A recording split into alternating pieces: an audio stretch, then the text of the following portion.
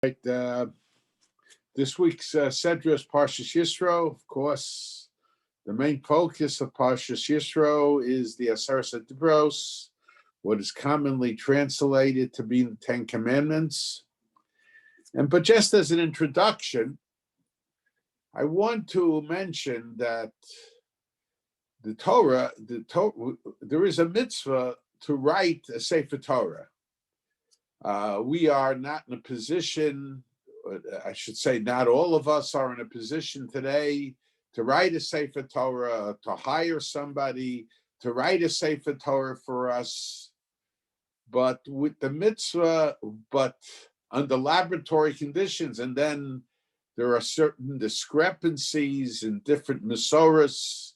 Ashkenazim have a few letters that they do different than Sfardim, a few letters in the Torah that they do different than the Teimanim. And there's discrepancies, whether certain letters are mole or chaser, certain words. Sometimes you put an vav, sometimes you don't put an vav. So for whatever reason, there are all kinds of leniencies that provide a reason for somebody who has special hardship, and that is most of us, to hire somebody to write a Sefer Torah for us is a very expensive venture. So there are leniencies that allow us not to fulfill that mitzvah, or to attempt to fulfill that mitzvah. But where is the mitzvah mentioned? Kisvu lachem es hashir azos. It's the end of Chumash Dvarim. Write for you this song. So many understand it that the word shira, song, has reference to Hazinu. This way the Rambam explains it. That Hazinu is identified as a song. So you write the Torah that has Hazinu in it. However, the Ralbag and some of the other Mefarshim, they explain that the whole Torah is called a Shira. The whole Torah is called a song. And perhaps that is one of the reasons for the Tamei HaMikra, for the cantillation notes that we have when we lane. Now, the cantillation notes serve many purposes. First of all, they tell us how to read the Torah, where to make stops, where to pause. And that has an impact on the meaning of the individual sentences, where the end of a pasuk, the end of a verse is. And also, it's very likely that the cantillation notes was served as the source for certain halachas, certain laws that are derived through the Torah Shabbal Peh, that are derived through the oral tradition. And on the basis of the cantillation notes, we could derive certain halachas, certain laws. Now, the Aseres HaDibros, which, as I mentioned before, is commonly translated as the Ten Commandments, there's really more than 10 commandments in the Aseres HaDibros. Let's say in the second, the second of the Aseres HaDibros.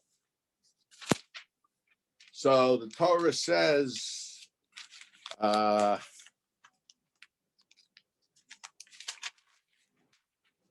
yeh lecha Elohim acherim al panai. You should not recognize other gods. Lo sasa lecha pesel v'chol tmuna b'shmayim ma'al v'laretz v'amimal b'ashir b'aretz mitachas b'ashir b'mayim tachas l'aretz. Do not make for yourself carved images, and then v'lo savdeim, and don't worship them.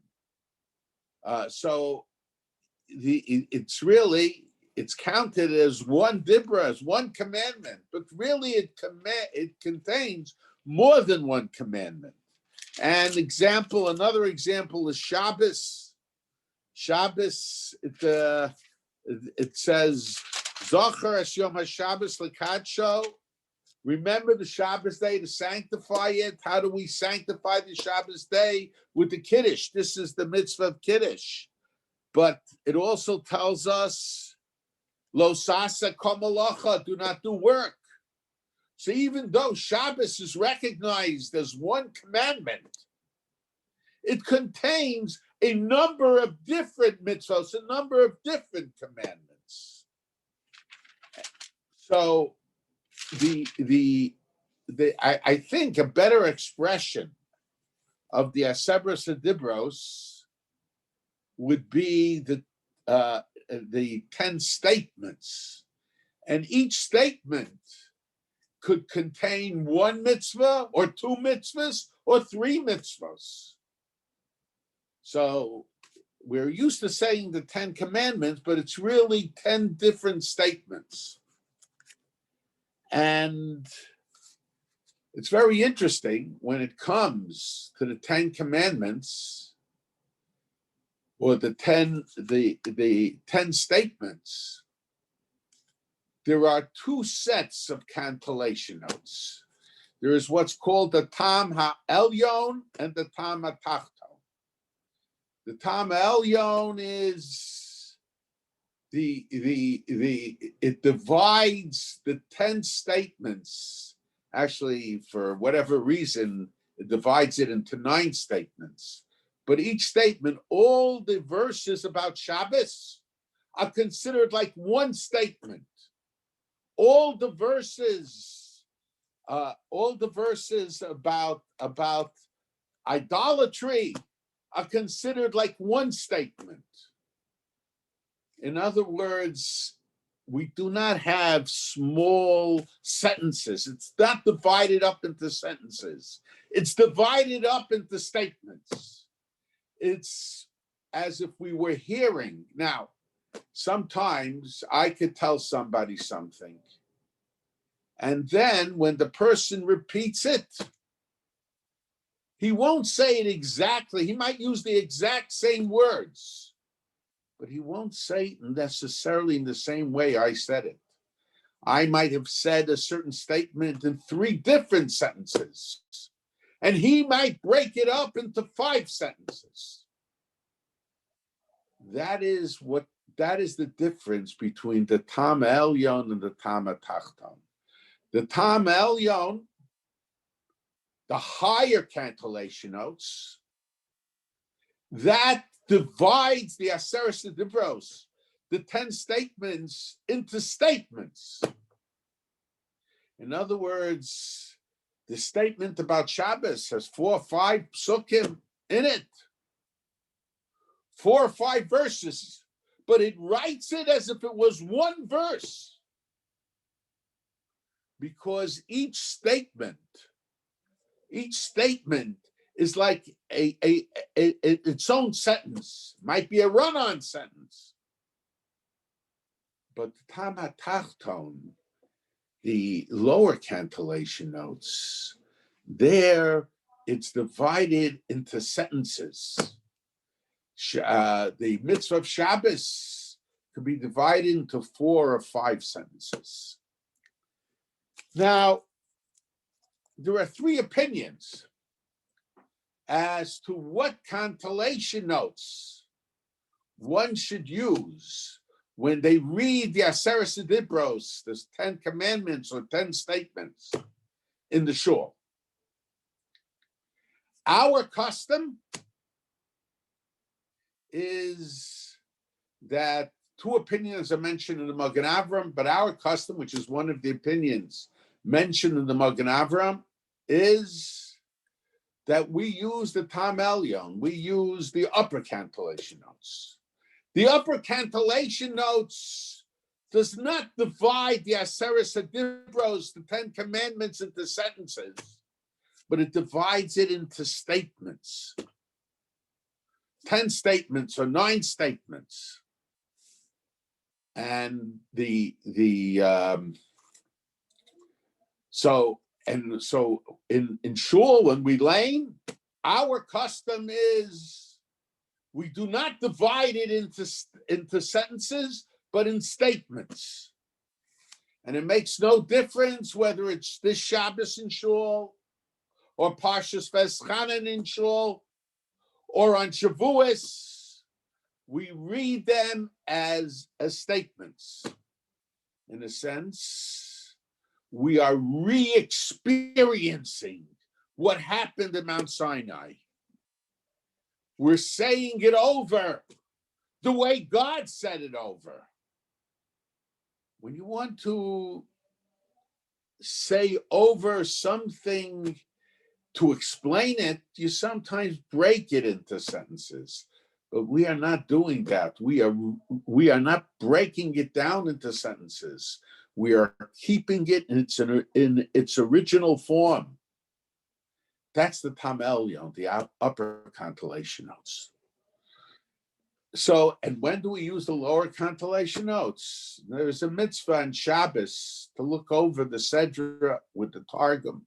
Shnai Mikra V'Echad Targum. So when you learn for yourself, then you use the lower cantillation notes. Okay, we need to understand why there is this difference. And then there is an opinion that when on Shabbos, let's say this coming week, Shabbos, we read the lower cantillation notes. We don't read them as dibros. We don't read them as statements, but we read them as sentences. So the statement of Shabbos, which we read as 4 or 5 sentences. However, on Shavuos, we read them as on Shavuos, we read them as statements. And that's somewhat easy to explain, but we'll get into it. And then there was the practice of my great-grandfather, Reb Chaim. And Reb Chaim was of the opinion that you always use the lower cantillation notes. You know, it's always as sentences, never as statements. So then the question is, so why do we have the upper cantillation notes? We have to understand what was the logic of Reb Chaim. My uncle in his shul, and in order to accommodate the practice, in order to accommodate his grandfather's opinion, Reb Chaim's opinion, he would read the Aseres Dibros twice. That's what I was told. Once with the upper cantillation notes, that was the first time, and the second time with the lower cantillation notes, to accommodate the opinion of Reb Chaim. Now,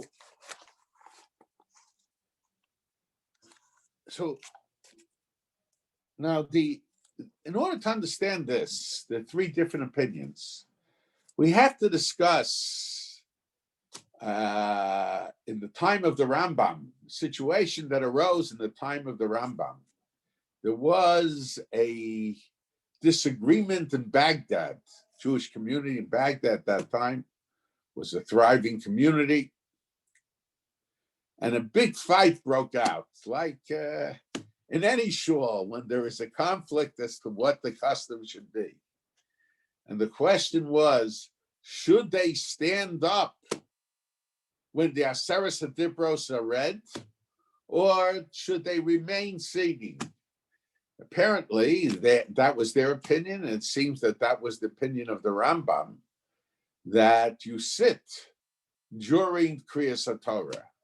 The Maharam Rutenberg's opinion was to stand during Kriyas HaTorah, but the Rambam's opinion was that you sit during Kriyas HaTorah. And that was the custom in Baghdad. But the question was, should you stand up for the Aseres HaDibros, as is the custom today in most Ashkenazic shuls? Sephardic shuls sit during the Aseret Dibros. However, in Ashkenazic shuls, the custom is to stand. And what was the argument? The argument was over this point, because the Gemara in Brachos, the Talmud in Brachos tells us that there was an attempt to include the recitation of the Aseret Dibros in the Kriya Shema, in the Shema. And why didn't they include it? Because of the minim.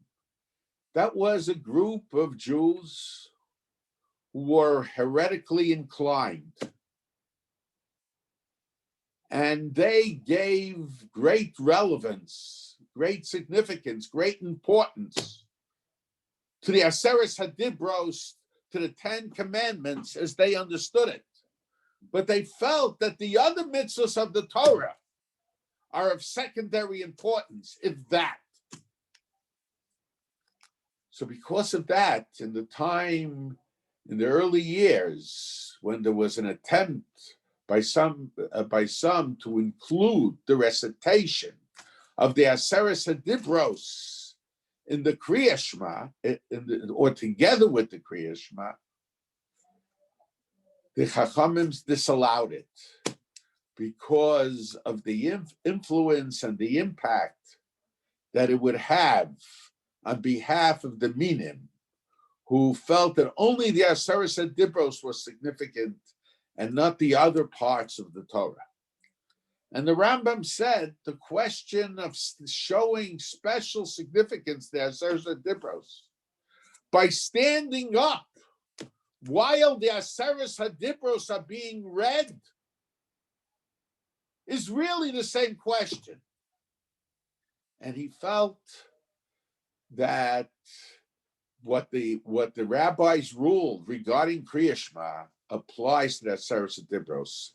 In other words, when we read the Aseret Dibros from the Torah, we should treat it like any other pasuk of the Torah, like any other verse of the Torah. And if we do not stand up for the other verses of the Torah, for the reading of the other verses of the Torah, we should not stand up for the reading of the Aseret Dibros.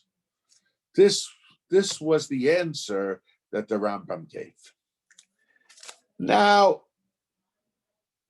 it's brought down that Reb Shmuel Avuhav and the Chidah, they felt that we should stand up for the Aseret Dibros. Why should we stand up for the Aseret Dibros? We stand up for the Aseret Dibros because the Jewish people stood when they received the Aseret Dibros. And then I think the Chidah adds today, in the time of the Gemara, there was a concern about the Minim. They were working on recruiting from the Jewish community to people for their ideology, toward their ideology. But today, the Minim do not have that same impact. And even if they did have that same impact, nothing would be accomplished by standing up on their behalf, chas v'shalom. Nothing would be accomplished because of a custom of standing up during the Aseret Dibros. And because of this, the Chidah and Reb Shmuel Avuhav said that we should stand for the Aseret Dibros. And the Sephardim, they followed the opinion of the Rambam. And if you go into most Sephardic shuls, they will not stand during the Aseret Dibros. However, in Ashkenazic shuls, the general custom is to stand for the Aseret Dibros. Now, the Chidah and Reb Shmuel Avuhav were great Torah personalities. However, it's strange to talk about a disagreement between the Rambam on one hand and the Chidon, Reb Shmuel Avuhav on the other hand, as if they were equals. They were all great. But the Rambam, certainly they would be the first to admit that the Rambam was much greater than anybody of their generations. It does not seem to be an argument between contemporaries. So how is it that the Ashkenazic custom developed to stand during the Aseres Dibros against the decision and the psak of the Rambam? You know, sometimes we have an argument between Tosfos and the Rambam. They're both Rishonim. Very often the Mechaber, who was the main posek for the Sephardic community, would follow the opinion of the Rambam. And the Ramah, who was the codifier for the Ashkenazic practice, would follow the opinion of Tosfos. But Tosfos and the Rambam are all considered Rishonim. They're from the same period of time. We can understand the disagreement between them. To a certain degree, they're like equals. Certainly no two people are exactly equal. But how is it that we ignore the opinion of the Rambam and follow the opinion of Reb Shmuel Avuhav and the Chida? Seems very strange. And my uncle suggested a very, very good explanation for it. And my uncle said that if we use the Tam Elyo, we use the upper cantillation notes, the notes that divide the Aseres Dibros, the 10 Commandments, in statements rather than in verses. So in a sense, we are re-experiencing Maimon Har Sinai, the Jewish people standing at the time of revelation, when God appeared to the Jewish people and spoke to them and mentioned the 10 Commandments to them. However, if we read the Tam HaTachton, if we read the lower cantillation notes, there it's not written as statements, but the statements are broken down into sentences. So it's not a re-experiencing. It is a study, learning, limud.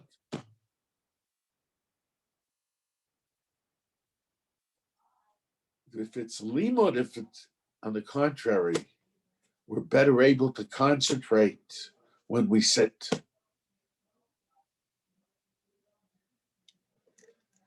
And my uncle said, and we find even in the time of the Rishonim, there were disputes on this question, which cantillation notes to use. My uncle said that's why we do not follow the Rambam, because he surmises that the Rambam's opinion was that we use the lower cantillation notes, like Reb Chaim said. So the recitation of the Aseres HaDibros is only, I shouldn't say only, it's studying, learning. It's not re-experiencing.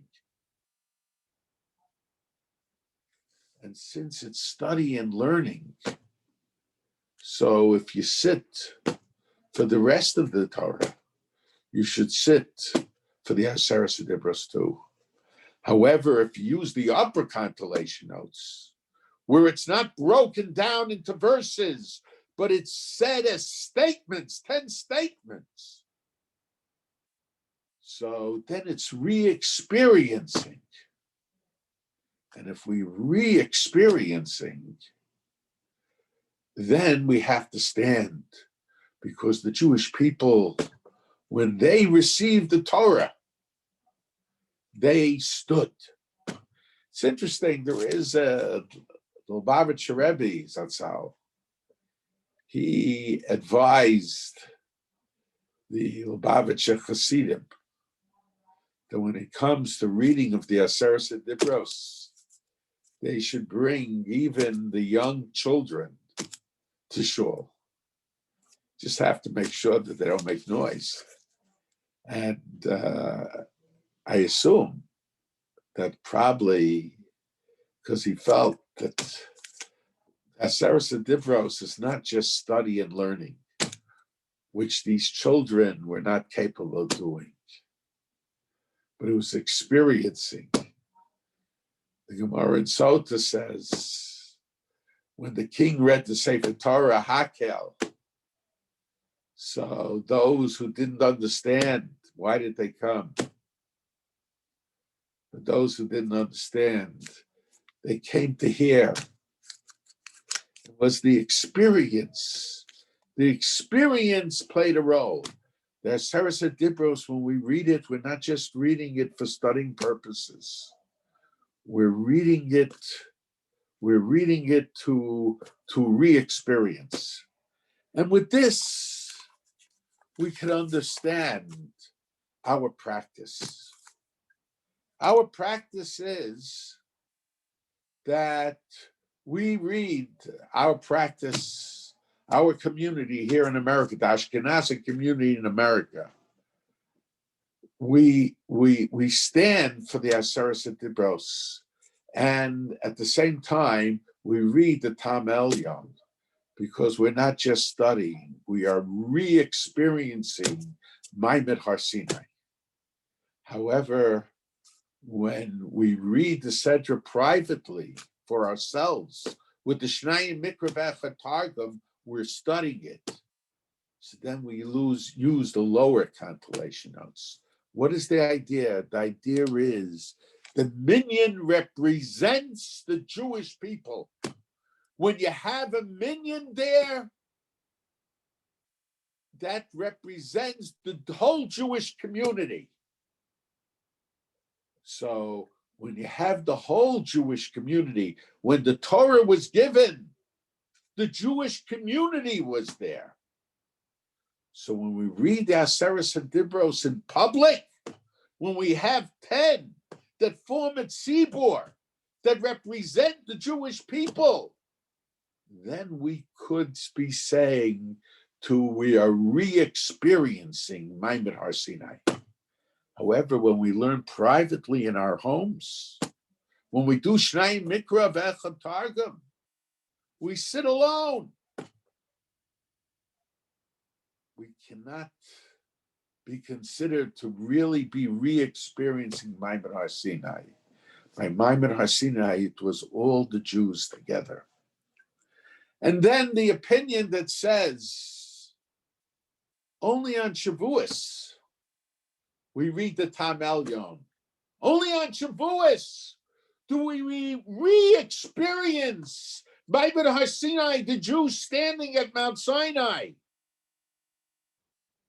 But on the other days, when we read Parshas Yisro, as we will this coming Shabbos, when we read Parshas V'Eschanan, we're reading the Aseret Dibros like we read the other portions of the Torah. The other portions of the Torah are read for studying purposes. Since they're read for studying purposes, we don't stand. Since they're read for studying purposes by the Aseret Dibros, we don't view them from the perspective of statements, but we view them from the perspective of sentences. It's like, again, as I tell over something, a speech that somebody gave. So I'll break it down into sentences so people should be able to better comprehend the ideas that were said. And it's interesting, this Reb Chaim, my great-grandfather, who was of the opinion that we should always use tamatachton, we should always break it down into sentences. Why was he of that opinion? He was of that opinion because if we would only be reading the Aseret Dibros in public, then we would have to use the Tam Elyon. But since even on Shavuos, when we read the Aseret Dibros, we're reading it together with the other psukim, with the other verses of the reading. So, and the other verses are read for studying purposes. Says this too, their Aseret Dibros is read for studying purposes as well. And it's more than just that. The requirement of reading Kriyas HaTorah on Shavuos is no different than the requirement of reading the Torah and the other holiday, the other days of the holidays of the year. It isn't a special mitzvah. It's just that on each holiday, we have to read parts of the Torah that deal with the events of the holiday and the mitzvahs of the holiday. And on the other holidays of the year, it's done for the purpose of study. It's not done for the purpose of re-experiencing. Consequently, this is what I'm assuming, Reb Chaim felt the reading on Shavuos has to be done the same way. So what is the purpose of the Tam Elyon? If we never use the Tam Elyon, but let's say somebody will have 10 people together and he'll make a special Kriyas HaTorah of just the Aseret Dibros. So then you would have to use the Tam Elyon. Or even if you include other psukim, but you're reading it because of the Aseret Dibros. On Shavuos, we don't read because of the Aseret Dibros. We read because we have to read about the events associated with the holiday. So therefore, since it's the same law of Kriyas HaTorah that applies to the other holidays, we read it from the perspective of study and learning rather from the perspective of re-experiencing. But if 10 people will get together on a special occasion and just read the Aseret Dibros because of the Aseret Dibros, then according to Reb Chaim, he would use the Tam Elyon, the upper cantillation notes, because then it would be an act of re-experiencing. And more than that, there is the opinion of the Das Kenim and Balatosphos. The law was that the Melech Yisrael, the king of Israel, besides the Sefer Torah that every other Jew was required to write, he was required to have another Sefer Torah that he would write as king. And that Sefer Torah would go with him wherever he went. And the Gemara tells us that he had to wear it like it was jewelry, like a tashit. You could perhaps say that's an expression. It has to go with him. But some of the Rishonim take it very literally, and they ask the question, how is it possible to write a Sefer Torah that the Melech could actually wear it on him as if it was jewelry? I think Das Kenim and Balatosva says, not everybody agrees with that the special Sefer Torah of the king had just the Aseret Dibros. The Korabot Kol Yemei Chayav. So it could be that when the king read from his Sefer Torah, the special Sefer Torah that he wore, it could be it was said just with the Tam Eliyah. But there is a certain proof for this yesod, for this expression. The difference between the parshos that are read as study, as learning, and the parshos that are read as re-experiencing. The Yerushalmi in Megillah tells us, now in the old days, today, somebody gets an aliyah, he goes up and he makes a bracha, he gets a bracha at the beginning of his aliyah, and he makes a bracha at the end of his aliyah. But in the old days, in the time of the Mishnah, and the early periods of the Gemara, so that was not the common practice.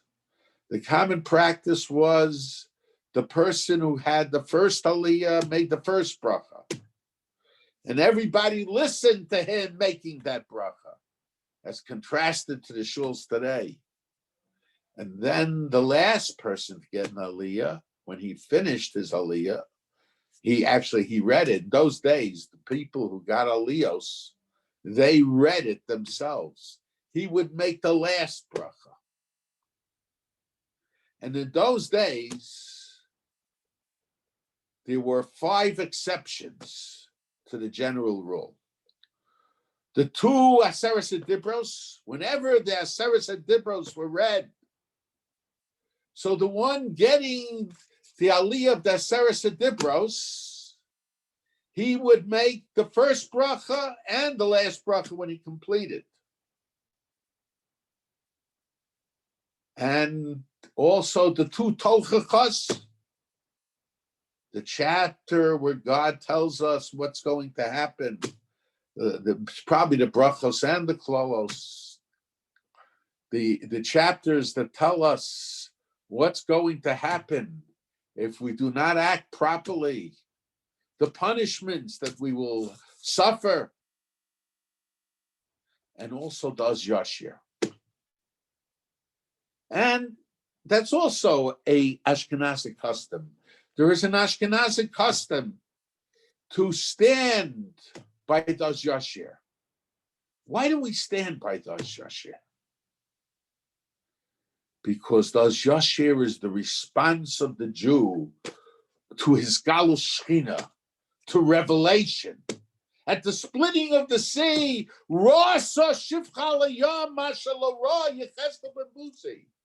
they saw more revelation than the prophets saw. And they stood when they said Das Yashir.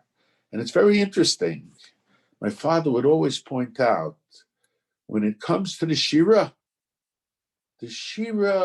has more empty space than written space. Why? Because the message of a song is greater than the message of just the statement. It's true, the whole Torah is a song, but the Shira is a special song. And the empty spaces, when you have a song, you have the message of the words, but more than the message of the words is the message of the tune. In fact, I think there was Lubavitchers would say that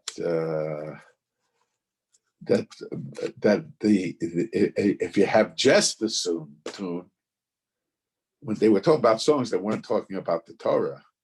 The message of the tune, a tune without words, the message is greater than the message of a song that has words with a tune. Because words are limiting. Feelings and emotions cannot properly, completely be expressed with words. But when it comes to a tune, so there's more expression of feelings and emotions. And that's why there is empty spaces, my father would say, in the Shira, because that was indicative of the fact that there is more to the message of the Shira of Doz Yosher that we read this past Shabbos than in the words. And when we stand during the Shira, that's because we are re-experiencing. We are re-experiencing Maimon Har Sinai. We re-experience his Galus HaKadosh Baruch Hu, where God reveals himself, that the Jews were able to point to the Shekhinah figuratively and say, Zeh Keli Vanveyu, this is my God. So we stand also because there it's re-experiencing, we're re-experiencing the Hisgalus Hashchina, the revelation. And it's interesting, I was always somewhat troubled if this is the reason that we stand, and this is the way I always understood it for the Az Yashir. So why is it that we stand only during the Az Yashir? Why don't we stand during the psukim that I mentioned before, that speak about the miracle itself? And even in the Aseres Hadibros, when it talks about what happened, what happened in Maimon Har Sinai, I heard that my uncle, someone told me my uncle would stand even with a few psukim before the Aseres Hadibros, because he felt you have to stand when the psukim talk about revelation. So why is it only in the psukim of the Aseres Hadibros and the psukim of Doz Yashir we stand, not the psukim that discuss the situation beforehand? And I think, and I've mentioned this before, one of the big questions that Kabbalah deals with, on one hand, God is everywhere. On the other hand, we know there's differences between the Beis Hamikdash, between Eretz Yisrael, between Yerushalayim, between Chutz La'aretz, between a shul, between your house, and even rooms from a halachic perspective, like a bathroom, where you wash yourself. So how could we say that God is everywhere? And still we see there's differences. When you come to the Beis Hamikdash, you're coming close to the Shekhinah. The Shekhinah is everywhere. And the answer is, I think, different Mukabalim explain it in different ways. The Balatanya, the Gra, Reb Chaim Volozhiner. I want just simply to explain it. It's a little different, but it's a very simple explanation. God is everywhere, but certain areas we can be, God gives us the ability to be more sensitive to the presence of the Shekhinah. So the Torah wants to emphasize to us that the revelation, sense of revelation is God reveals himself, but God is everywhere. So God revealing himself means that God gives us the opportunity, a greater opportunity to sense his presence to a greater degree than we would otherwise. So in Doz Yashir, which is the response of the Jew sensing the presence of the Shekhinah, that showed the response of the Jewish people. And when the Aseret HaDibros was said, so the Jewish people, of course, the Jewish people said Nasa v'Nishma beforehand, but this was the act, and many of the Rishonim point out that the Aseret HaDibros contained all the mitzvos of the Torah. And when the Jewish people heard the Aseret HaDibros, this represented the ultimate acceptance of all the mitzvos of the Torah. It was the response of the Jew to revelation. And ultimately, the degree of revelation is dependent upon the response of the Jew. But when I was giving a share on this topic, someone asked me a question because of the Yerushalmi that I mentioned. Why is it that we don't stand for the Tochacha? Why is it that we don't stand for the Tochacha? Now, the Tochacha is re-experiencing. You see, the Gemara Megillah mentions an opinion. I mean, those are the facts. One is not allowed to divide the Tochacha. Is not allowed to divide the Tochacha into separate aliyahs. And one of the reasons given doesn't seem that we paskin like that, Erlinian, because Musar Hashem al Timas. You shouldn't show disgust with the chastising that God gives you. In a sense, when we read the Tochacha, we have to feel that God is telling us a message. We have to be hearing the message of God. If you divide it into aliyahs, you're saying, I don't want to hear any more of this. It gives and it also takes away from the message. Sometimes we stop in the middle of study to concentrate. But when we're being told about our not acting properly,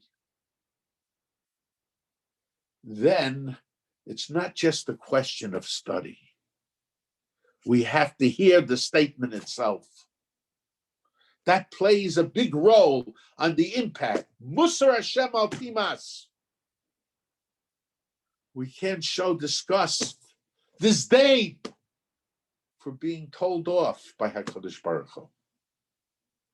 So it is a re-experiencing. We're being told off by God. So why don't we stand for that? And the answer is, we stand when God is coming closer to us. The Palgei Mayim, that's the parish written by the Nesiva Sanecha. He says, Lo mi pi elyon teitzei haros v'hatov. Not from the mouth of God does the bad in plural form come, atov, the good in the singular form. And he said, the Palgei Mayim asks a question. Why is it that we say bad in plural form doesn't come from God and good in singular form doesn't come from God? It should say tovos in the plural form also. And haros v'hatov, the bad in the plural form. And the answer is there are two bads and there are two goods. Two bads is the bad that I do, the sins that I commit, my not conforming to the halacha, to the Jewish law, my acting improperly. God doesn't make me act improperly. I chose to do that myself.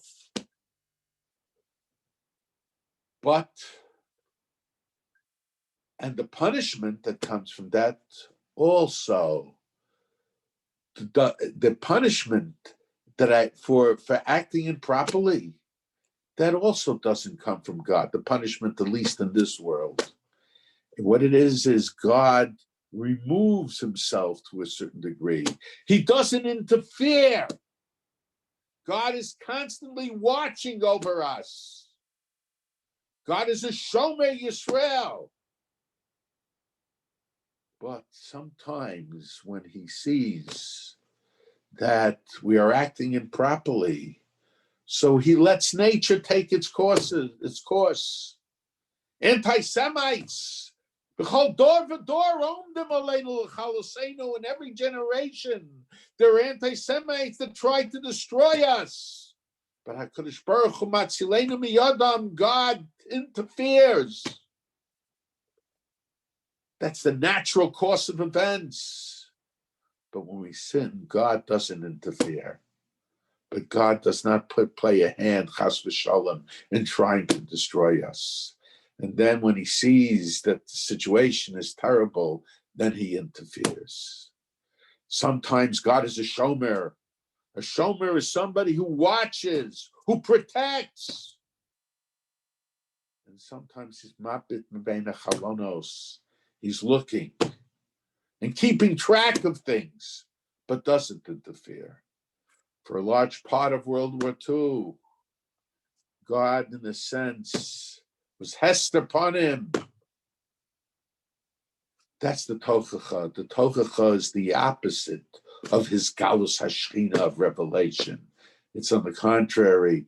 God is telling us that he is going to remove himself. We stand when we are re-experiencing God coming closer. So this I think is the idea behind the Aseres HaDibros. The Aseres HaDibros, of course, we have to learn the Aseres HaDibros. But when we learn the Aseres HaDibros in Shul, certainly according to our custom, it's to experience. We're not just experiencing the Aseres HaDibros. We have to experience the Hiskalus HaShechina. And the Aseres HaDibros gives us the opportunity to tell our children and to teach our children the idea of sensing the presence of God. And when we stand up and for the Aseres HaDibros, we're showing it's not just learning, it's not just studying, but it's sensing the presence of HaKadosh Baruch Hu. And when we use these opportunities of sensing the presence of HaKadosh Baruch Hu, we'll be able to sense the presence of HaKadosh Baruch Hu in many other situations as well. Okay. Thank you. If anyone has any questions, please put them in the chat.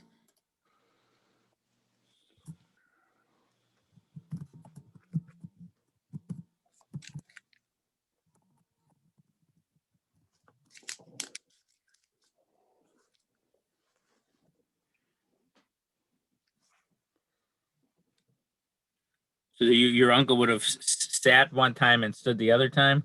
No, he stood all Kriyas Torah. Every week? Every week. He stood all Kriyas Torah. So where does that minhag come from, to stand for the whole Kriyas Torah? The Maharam Rutenberg Shita. The reason for it is because they see Kriyas also re-experiencing. It's re-experiencing Maimon Har Sinai, the receiving of the Torah. So it's the receiving of the Torah. It was once in a share where my uncle explained it. It's the receiving of the Torah.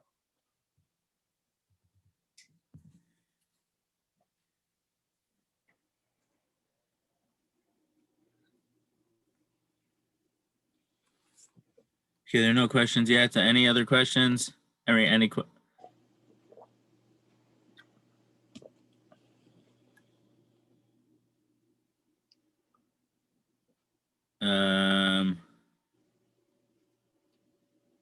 so one question is, why do we have the two expressions of bad and eicha? I think about the ra'os is plural. Ra'os. Oh, the two ra'os. One is the bad that we do. The other ra is the bad that happens to us. But that's not God who does it. It's the fact that God removed himself, didn't interfere to prevent it from happening. So tov, there's one tov from Hashem, but the ra'os are not from Hashem. the good is the reward. God does not make us do good things, but he rewards us for the good things that we do. Okay, Eliezer, I'm not fully sure I understand the question. Where do 9 spaces come from? We have 10 Dibros. So there are 2 texts in the Tam Elyon. There's what used to be called the Palestinian text and the Babylonian text. And one of them, I forgot which one.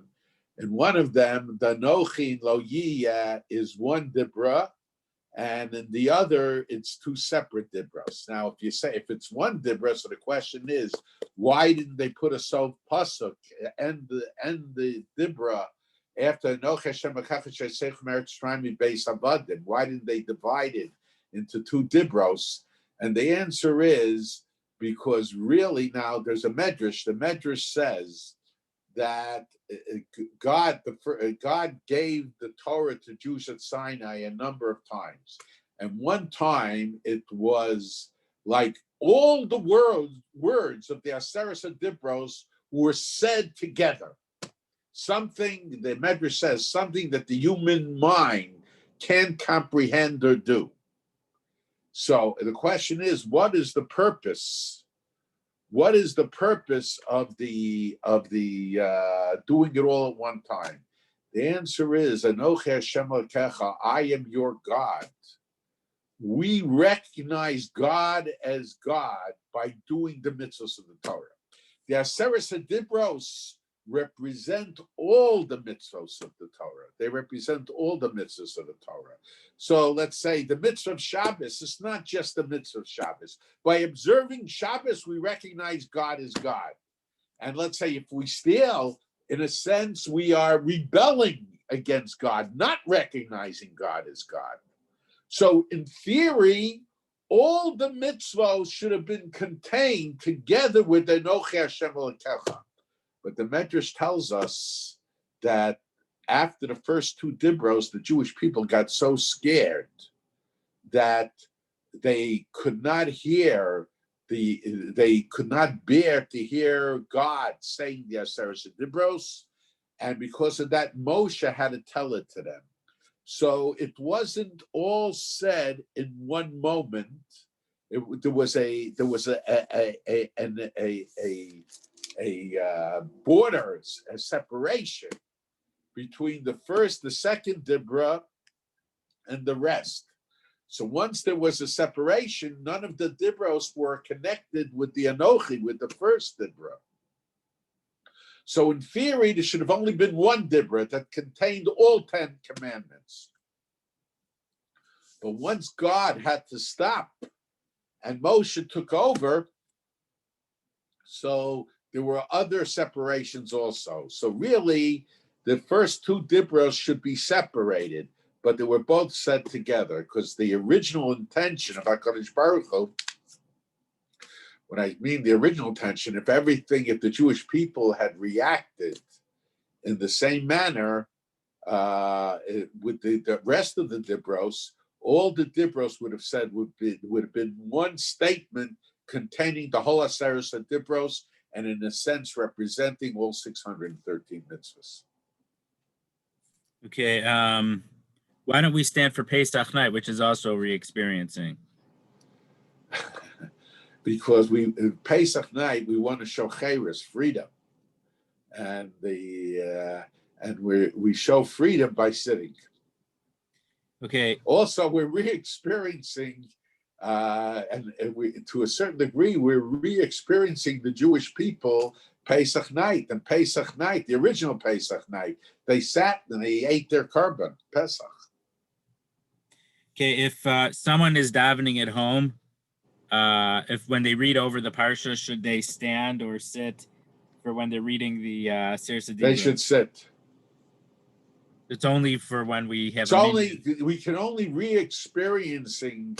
You're only considered re-experiencing if you have the minyan there who represent the Jewish people. That's part of the essence of Matan Torah. The Torah was not just given to me; it was given to the Jewish people, and the 10 people represent the Jewish nation. Do any of the mitzvahs in the 10 statements carry more weight because they are there? The carry, I guess, each one is on the basis of its has to be evaluated. Let's say clearly Avodah Zarah and the Lo Sirtzach. I think it's not that they are in the Aseres Dibros, but it's the fact that some of them are major major significance. Not killing on the negative side, not killing is probably the most important of the mitzvahs, not to kill. Also, not making avodah zarah, idolatry. And each one, but Shabbos is somewhat we can't weigh the significance of mitzvahs, but the halachic impact of mitzvahs we can weigh.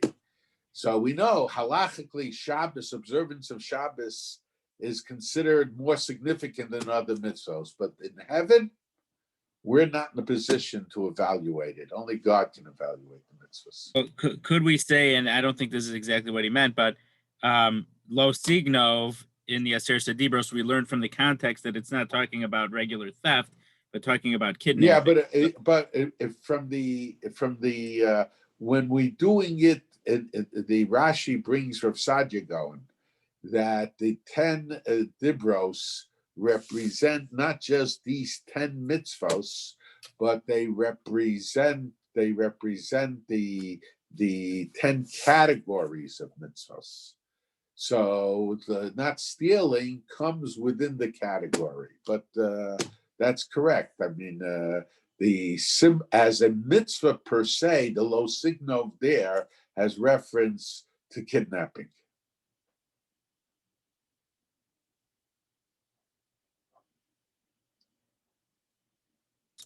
I don't see any other questions, so thank you.